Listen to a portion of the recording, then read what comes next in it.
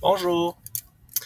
Les élèves me demandent souvent comment se fait-il que les transformations associées au x doivent être inversées alors que ce n'est pas le cas pour celles associées au y, au vertical. La raison, c'est parce que cette fonction, elle vient de quelque chose originalement bien plus beau et bien plus simple mathématiquement.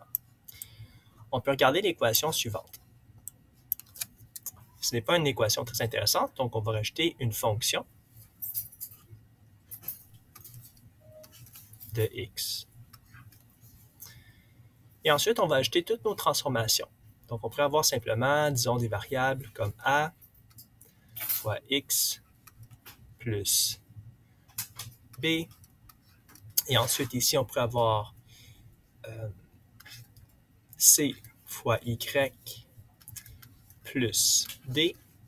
Et voilà, quelque chose de très symétrique, de très beau. Maintenant, si on veut réorganiser nos variables afin d'avoir une expression bien plus simple comme y égale notre réponse. Parce qu'en mathématiques, souvent, on cherche la réponse finale.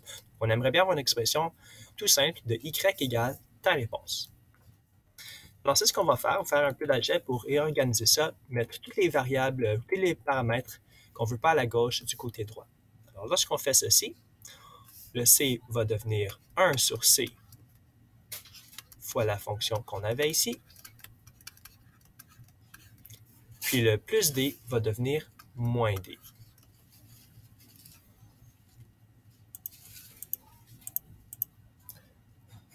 Excellent.